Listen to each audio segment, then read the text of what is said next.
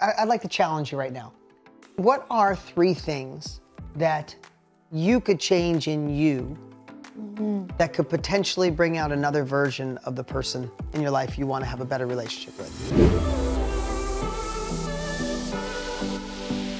Give me a definition of love right now. What is the definition of love? When someone does something for you, we all have different love languages. My son is when, my son's love language, our older son, his love language is service. When I bring him a snack when he's doing his homework and I place some water and a snack on his plate, he's like, Dad, like he lights up that I brought him a snack. I bring it to my daughter, she's like, I wasn't hungry.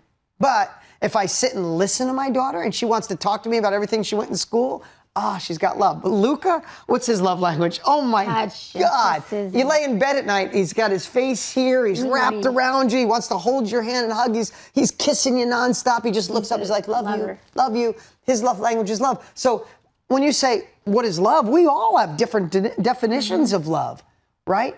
So what I'm talking about is the opposite of feeling love when you give it is the real keeping score that'll ruin a relationship. Because let's give an example, and then I want you to share on this. I'm trying not to talk so much. Somebody called me out already, so I'm trying not to, cut you off.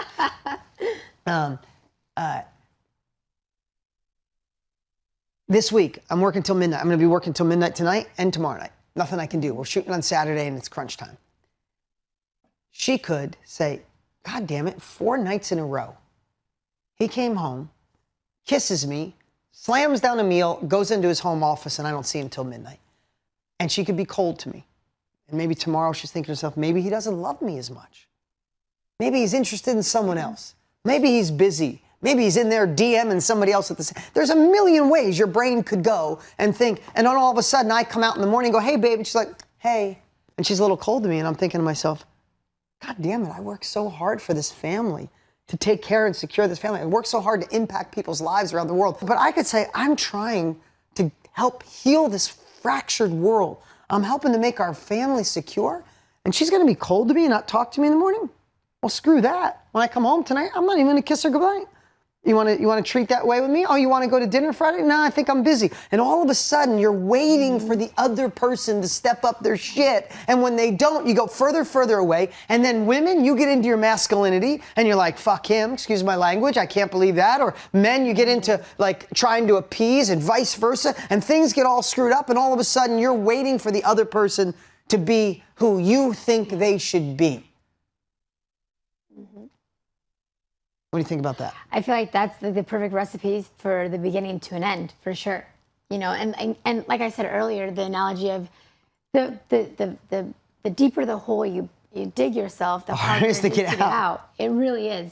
And that's why communication and just saying, hey, wait, hold on, let's just like check in really quick. Like, why are you stressed? Is it me? Because I've done that before. Like, babe, you're really stressed out. Like, I'm like, your energy's like off. Like, did I do something? He's like, oh my gosh, no, you know what, you're right. I was like that. I'm so sorry. No, this and that happened. This went wrong. I was like, okay, that makes sense.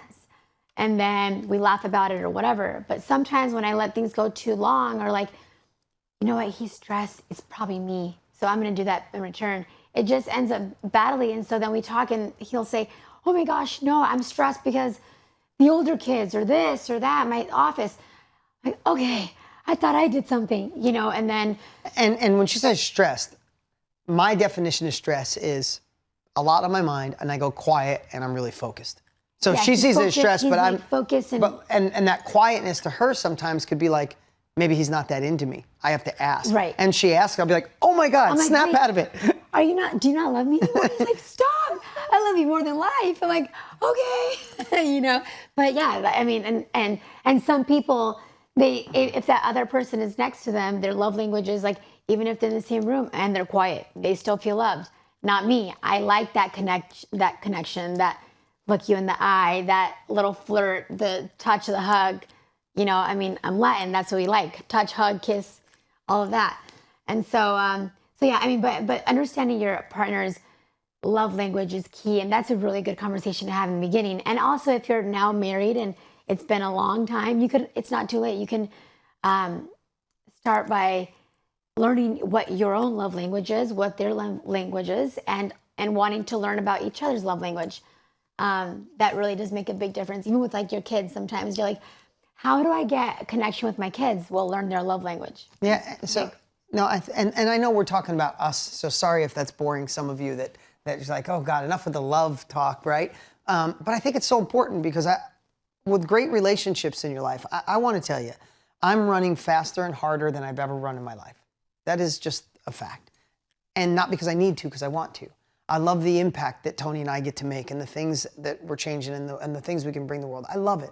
And I'm going harder and faster. But the only reason, and I want you to hear, the only reason I can be the man I am to you guys, to run this fast, to create new stuff, to take Mastermind to a whole nother level, to create all these cool things we're doing is because of the confidence I have at my home.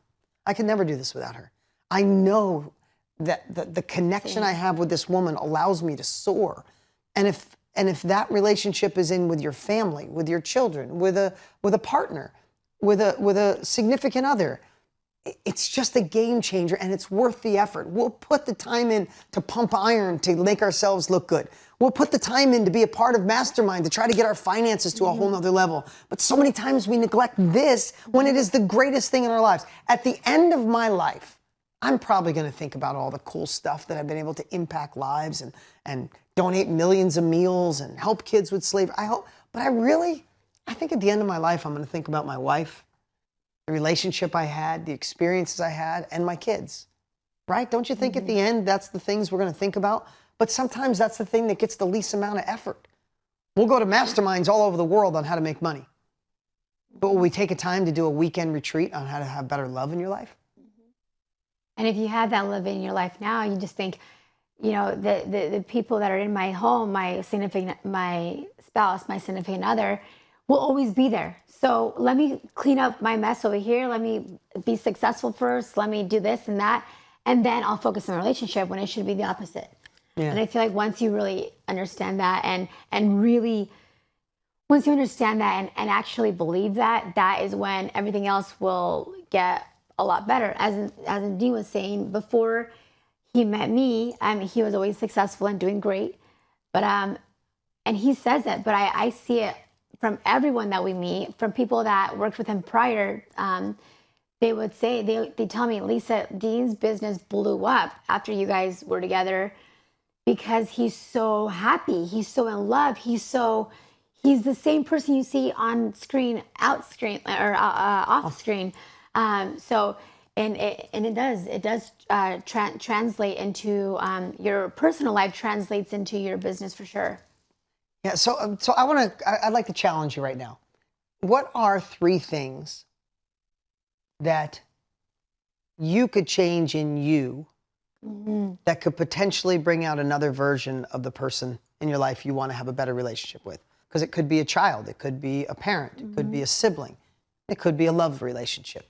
What are 3 things, if you really were self-reflecting, if you really did have awareness of the things that you do, what are some things that maybe could take away some of the love, the connection of a relationship for that next level? So not thinking about what your spouse can do, because so many times after years and years of keeping score, and I see it in here, so many of the chat was, but what if my husband is never happy? What if he doesn't believe in me? I'm sorry if any of you are going through that. Yeah.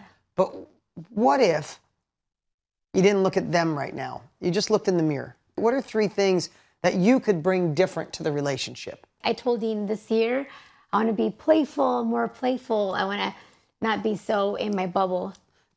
So I would, we are, because we are right now, we're like connected, amazing, but also kick-ass allergy mom trying to fix our 2 amazing children. And the way she was raised, she doesn't want 6,000 nannies taking care of her kids. I mean, our weekends, 0 help all weekend. It's me and her and 2 little ones and 2 teenagers. Our weekends, I can't wait to come to the office on Monday. That's all I got to say. On Monday morning, I get up at 4:30. I'm like, in 2 hours, I'll be at my office. Thank effing God, right? I don't know how we just got through another weekend, right? And I'm like, babe, we can afford. She's like, of course we can afford it, but that's not how I'm raising my children. I'm like, okay. I know. What if the next 90 days You just became the person you would love the other person to be. Unconditionally. No keeping score. You were an active listener again. You communicated differently. You made sure you started texting little cute notes or I mean, it could be in a personal. I text my 2 kids every day. Start texting again. If any of you have been in a relationship in the last 10 years, the first 3 months you text nonstop and made each other smile all the time. When's the last time you sent a text out of the blue, in the middle of nowhere, to someone you love that made them smile? You know what do I do at least once a week? What do I do once a week? A love relationship, like your mom or anyone, your siblings. Yeah. What do I do once a week? I go through our old pictures from when we were dating and traveling all over, and just randomly in the middle of the day, I just find a cute picture of us and I just send it to her with a bunch of hearts. And I know, because I know her, as soon as she does it, she's like, "Oh, I love my husband." I'm the luckiest man alive. I don't have to buy diamonds. I don't have to do any of that. I either write her a love note. What else I've been doing? I'll give you guys. Men, you could steal this. Women, you can too. But every time we go to dinner, I steal the second part of the receipt. You know, the first one you put your tip on. I steal the second one, and when she's not watching, she probably knows by now, and she looks away on purpose. But every dinner, I take the second receipt, flip it over, and write her a love note on the other receipt. And she's got them for 5 years. She's got baskets of these love notes that I write every time we go to dinner. Because I know she'll take it and she'll hold it like this and she'll go, "This is better than a purse." And I'm like, "Well, remember that the next time I don't buy you in a fancy purse because you got this, right?" But what if you just took the next 90 days, and I'm anchoring this in, and you just became the man or the woman that you wish the other person would be? And that's it. And if they don't appreciate it, if they don't understand it, that's okay. You just consistently being you. Yes. You listen more. You love more. You feel love when you give it, not when you receive it. You do little things that you used to do when you were first in a relationship. You send a little picture, say something naughty, or if it's in a personal relationship, obviously not, right? What if you just did that? Now, you could be really disappointed and get nothing. But I've challenged people to do this because of Tony. I watched Tony do this 20 years ago. I've challenged people to do this, and I have watched the most unbelievable results of anything I've ever challenged anybody to do. And sometimes, I'll be honest with you, sometimes people will come back and say, "This is too far gone.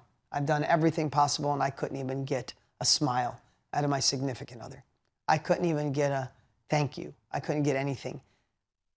But most of the time, it's like, wow, they started recognizing. They started modeling me. They started mirroring me. My husband, my wife, my friend, my partner said to me, "Oh my God, I've been slacking." So any thoughts on that one? I've been in this situation where, you're up here, you're working on yourself constantly, and then you wonder why the other person is not getting the cue, right? And sometimes, like Dean said, if you tried everything and it's just too far gone, then it is what it is. But a lot of people will get intimidated by your growth.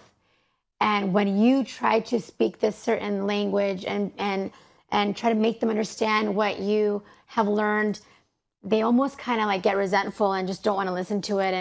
And that's not good either, because I feel like if you're not, like you say, if you're not climbing, you're sliding. And yet you can't force the other person to be into personal growth, to want to be a better person every day. You just can't. But as long as you're doing this for yourself, this is where it starts within you. Yeah, and I what a great, and so good that you said. People see your actions and they're like, "Ooh, that's nice. I want to be like her or him," and they'll start to change or inquire on how you're learning this and what books you're reading and this and that. But if they're just not, which I know people that are like that just don't care, don't want to hear it, don't want it, then they're not for you. They're, it's back to one of Tony's sayings. I love one of Tony's sayings in one of his first books. He said, if you look around your circle of friends and you're the one that's smarter and doing bigger and better things, it's time to find better friends that are doing bigger and better things than you are, because you are who you hang out with, right? That goes away with your relationship as well.